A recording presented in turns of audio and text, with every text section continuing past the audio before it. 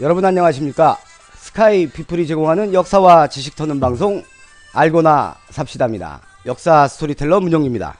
11월 18일차 방송 시작하겠습니다. 오늘은 1565년 조선 명종대로 가보겠습니다. 오늘 이야기를 나눌 주제는 윤원영과 정난정입니다. 이 둘을 이야기하다 보면 자연스럽게 비선실세 얘기도 나오게 되고 측근 실세 국정농단 이런 얘기가 나오게 돼서 사실은 요즘에 작금의 우리의 현실과 맥이 상통한다라는 것을 많이들 느끼게 되실 겁니다. 마침 오늘 이 두 사람이 윤원원과 정난정이 자살했습니다. 죽은 날이에요. 그래서 요즘하고 좀 맞는다 싶어서 난짝 들어다가 여러분과 함께 털어보려고 합니다. 우선 윤원영은 어떤 놈인가를 살펴보겠습니다. 조선 임금 중에 명종의 외삼촌입니다. 한마디로 명종의 외삼촌이고 명종 엄마인 문정왕후, 우리가 이 이름 꼭 기억해야 됩니다. 문정왕후의 친정 오래비입니다. 친동생이에요. 그리고 그 정난정은 이 윤원영의 부인입니다. 근데 이제 정실이 아니고 첩실로 들어와서 나중에 정실 김씨를 밀어내고 죽여버리죠. 독살시켜버리고 자기가 정실 부인이 되는 아주 대단한 여자입니다. 무서운 여자예요. 이렇게 알고 계시면 되고, 여기서 백무기 어디가? 예. 요 세 사람을 기억해야 됩니다.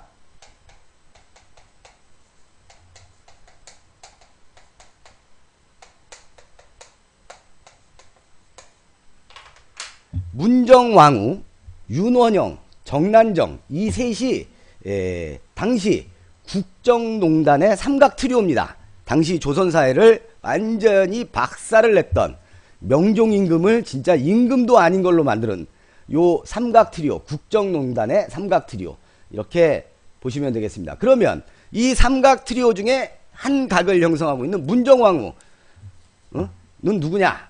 중종의, 그러니까 그 중종의 두 번째 부인입니다. 두 번째 계비예요. 부인이 아니고 부인으로 따지면 세 번째구나. 중종은 원래 단경왕후라는 분하고 임금이 되기 전에 결혼을 했어요. 결혼을 했는데 중종 반정으로 자기가 왕이 됐을 때 이 부인을 못 데리고 갑니다. 이 부인의 아버지가 당시 중종 반정을 통해서 실각한 쪽 세력이었기 때문에 안 데리고 가. 그래서 헤어집니다. 강제로 헤어지죠. 그래서 치마바위라는 전설 비슷한 설화도 있습니다. 이 단경왕후가 언제쯤 그이가 나를 궁궐로 불러줄까 해서 하도 안 불러주니까 궁궐에서 보이는 저쪽 어디냐, 그 산에다가 낙산 그쪽인가? 거기다가 치마를 매일 올려놓고 중종은 그거를 바라보고 서로 눈물 짓고 했다는 애절한 러브스토리가 전해지는 첫 번째 부인. 그 다음에 임금이 돼서, 구테타로 임금이 돼서 그 구테타 실세들이 밀어붙인 여자하고 정략 결혼을 하죠. 그게 이제 장경왕후라는 분이에요. 장경왕후, 문정왕후, 왕후들이 많아서 이때 얘기를 하면 좀 헷갈립니다. 참고 장경왕후, 이 장경왕후하고 중종은 아들을 낳는데 그 아들이 인종이 되는 거고, 인종 다음 임금이 명종인데 그 명종은 문정왕후가 난 거야. 그러니까 순서를 보면 중종, 인종, 명종 이렇게 가는 겁니다. 근데 인종이 금방 죽어요. 일찍 죽는데 일설에는 새엄마인 문정왕후가 독살을 했다는 설도 상당히 설득력 있게 주장이 됩니다. 왜냐하면 새엄마가 준 떡을 먹고 그날부터 이렇게 해가지고 죽어버린 거거든. 엄청난 효자였습니다. 인종은 나중에 이야기할 일이 있으면 이야기할 텐데, 오죽하면 이 인종이 묻혀있는 능이 효릉이에요. 효릉. 지금 효자 할 때 효자를 써서 친엄마는 일찍 죽거든. 새엄마한테 엄청 잘했는데 이 새엄마가 진짜 나쁜 새엄마입니다. 부천인가 저기 있었던 애, 응? 자기가 안난애 괴롭혀서 죽인 그년 같은 엄마인가 봐. 엄청 괴롭혔어요. 이거 오늘 다 얘기하려면 끝이 없으니까 여기까지만 하고. 자, 그래서 인종 독살설까지 우리가 말씀을 드렸고, 아무튼 그렇게 무서운 여자 윤씨, 이 사람 윤씨야. 이거 중요한 건 근데 희한해. 중요한 건 말입니다. 문정왕후도 윤씨고 장경왕후도 윤씨입니다. 친척입니다. 친척이야. 약 8촌간 뭐 이렇게 보시면 됩니다. 그래서 이제 그 얘기는 이제 좀 나누기로 하고, 윤원영을 얘기를 하면, 이 윤원영은 누나가 둘이 있었는데 그 중에 둘째 누나가 바로 문정왕후인 겁니다. 문정왕후가 이제 중종이랑 결혼을 해서 아주 늦은 나이에 얘를 낳습니다. 얘를 35살인가에 낳아. 이때부터 이제 전행을 휘두르기 시작하는데, 이 직전에, 자, 그렇게 되면 중종한테는 동시에 아들이 두 개가 있는 거야. 중종한테는 얘, 그 다음에 얘. 동시대에 아들이 두 개가 있는데 얘네 엄마는 일찍 죽었어. 그리고 얘가 세자야. 그러면 새엄마인 이 여자가, 자, 자기 아들을 왕을 시키고 싶을 거 아니야.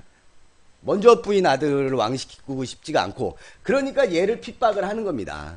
못살게 굴고, 뭐 임금에게 너 새엄마라고 깔보냐 막 이런 거 하고 욕하고 싸대기도 때렸답니다. 실록에 의하면 싸대기도 때리고. 근데 인종이 너무 착해.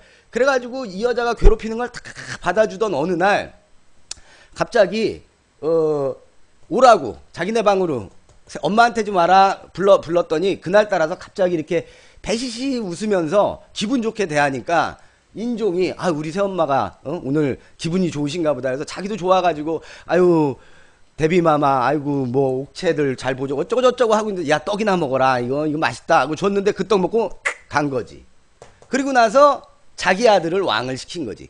14살인가요? 어린 나이에. 즉 어린 나이에 왕이 됐으니까 어떻게 이 여자는 수령첨정 했겠지. 자, 수령첨정을 해. 실권이 다 넘어갔어. 그러면 누가 힘이 세죠? 얘가 힘이 세지는 거지. 윤원영이. 그러면서 측근 정치, 외척 정치가 이제 발호를 하고, 여기도 윤씨, 여기도 윤씨라고 했잖아. 여기에는 이 사람 외삼촌은 유님이라는 사람입니다. 얘네 둘이 8촌인가 그래. 친척이야.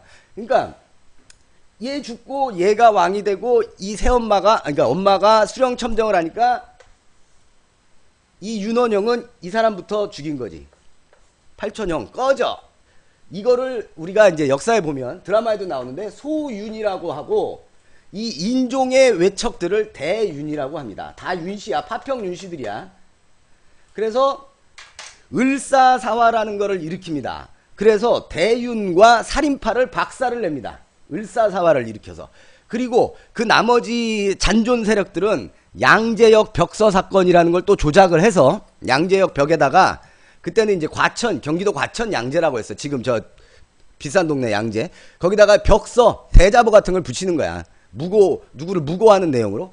그래서 이들을 다 쓸어내고, 명종이 임금을 냈을 때 이들을 다 쓸어내고, 이제 이 둘이 국정을 농단하는데, 여기에 끼어든 여자가 하나 있었으니 그 이름도 정난정. 정난정은 원래 엄마가 그 천민이에요. 노비예요. 근데 아빠는 높은 사람이야. 그러니까 아빠가 노비를 취해서 낳은 딸입니다.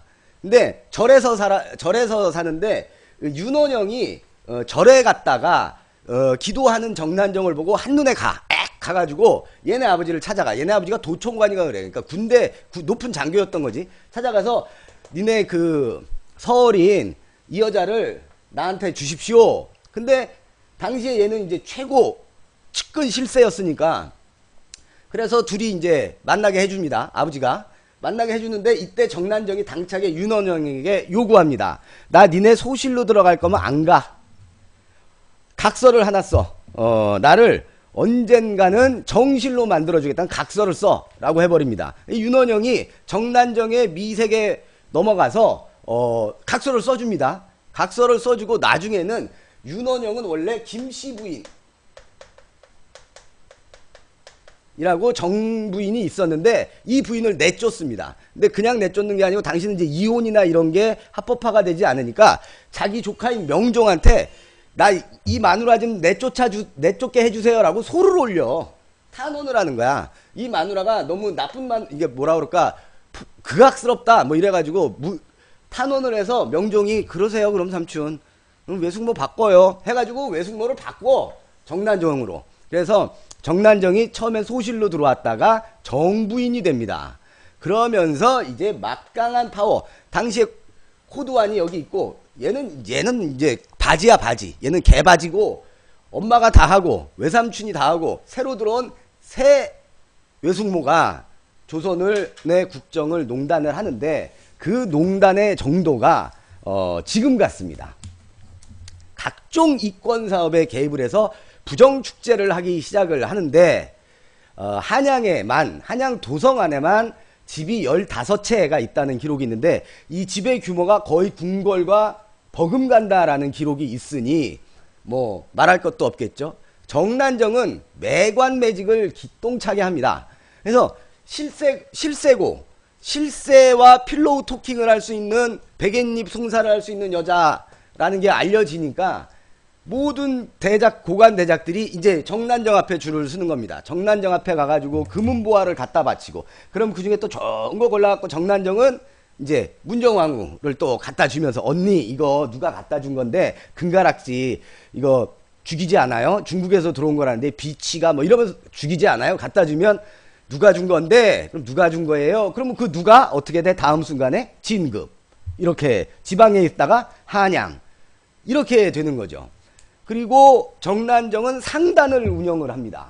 드라마에도 최근에 나오죠. 옥중화라는 드라마가 이제 요 시대인데 MBC에서 한 거 재미는 더럽게 없어갖고 시청률은 낮은데 옥중화 상단을 경영하면서 매관매직 어마어마하게 하죠. 그 다음에 지금으로 따지면 대기업이 중소기업들을 아주 말살해버리고 문어발 확장을 하고 모든 경제의 그 프레임을 자기 안에 딱 집어넣는 그런 짓을 합니다. 이 좀 요즘 생각도 막 들고 그래요.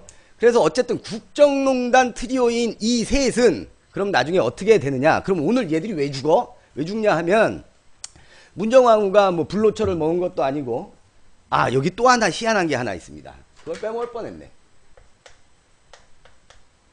보우라는 스님이 한 분이 또 이 국정농단 트리오에 또 등장을 하는데 봉은사 스님이었어요. 우리가 잘 강남 여기 삼성동 봉은사 이 스님을 또 정난정이 데려다가 문정왕후에게 소개를 합니다. 문정왕후는 약간 불교의 심취가 되어 있어서 이 보우를 비호하기 시작하는데 이제 당신은 이 조선은 억불숭유 아닙니까? 불교는 지금 우리가 생각하는 불교라고 생각하면 안 돼. 영세교 같은 거야. 당시 조선사회에서의 불교는 영세교야, 영세교. 최태민의 영세교. 그런데 이제 그 스님을 데려다가 궁궐에 머물게 하고 국사를 시켜. 그러니까 나라의 스님. 이런 게 없거든. 조선에는 없는 거예요. 그러니까 백성들 뿐만 아니라 이제 이 당시 그 정치하던 유림들, 관료들이 막 벌떼같이 들고 일어났는데 다 정리. 싹 사화 일으켜서 정리. 벽서 써서 모함해서 정리. 다 얘네 세상이 된 거죠. 그리고 나서 보우를, 이게 참 기가 막힌 건데, 보우가 뭐 좋은 스님이었던 뭐 그렇지 못한 요승이었던 이런 걸 다 떠나서 우리가 하나 기억해야 될 거. 병조판서를 만들어. 병조판서. 국방부 장관. 스님이 국방부 장관을 하는 거지. 응? 최태민이 안 죽었으면 박근혜가 최태민을 국방부 장관 시키는 거예요. 응? 국방부 장관을. 그렇게 생각하면 됩니다. 어이없죠. 오! 이렇게 되는 거잖아. 어쨌든 문정왕후, 윤원영, 정난정의 국정농단, 거기에 보우대사, 이들이, 윤원영은 뭐 관직이 있었으니까 이들이 비선실세인 겁니다. 정난정, 보우 이런 사람들이 비선실세인 거지. 그래서 당시 명종대의 조선사회를 쑥대밭을 만들어 놓습니다. 그래서 이때 우리가 잘 아는 임꺽정의 난도 이때 일어났었던 거고, 백성들은 유량민으로 전락을 하고, 또 이때 남쪽에서는 또 왜구들이 와서 노략질을 해.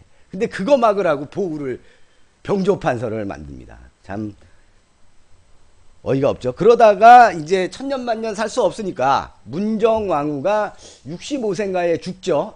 죽고 나서 이제 이들이 명종이 바지왕이었지만 자 거의 다 끝나갑니다. 예. 명종이 이제 엄마 죽고 나서 이 사람도 왕인데 또 왕도 오래 했어. 명종이 이제 이 윤원영 일파를 몰아내죠. 그래서 귀양 갑니다. 윤원영하고 정난정하고는 귀양을 가서 오늘 둘이서 목매 자살을 하고 보우도 아마 작살을 낼 거래. 보우도 이제 그 전에 죽자마자 보우부터 정리하고 그 다음에 이 실세들 귀양 보내서 이들이 오늘 자살을 하게 됩니다. 그게 1565년 11월 18일의 일입니다. 그 요즘 사태하고 비슷한 그런 뭐 비선실세, 측근정치의 폐단, 국정농단 이런 것들은 우리 역사에 덜어들 등장을 합니다. 그 중에 가장 대표적인 것이 바로 명종대 문정왕후 윤원영 정난정의 국정농단이었습니다. 오늘은 11월 18일자는 작금의 사태와 맥을 같이 하는 이 국정농단에 관해서 이야기를 하려고 했고 그러다 보니까 윤원영의 죽음이 오늘의 모티브가 됐습니다. 스카이피플이 제공하는 역사와 지식 터는 방송 알고나 삽시다. 오늘 11월 18일차 방송은 1565년 11월 18일 국정농단의 주역 윤원영 정난정의 죽음을 얘기하면서 요즘 우리의 사회에 또 다른 돋보기를 한번 대봤습니다. 감사합니다.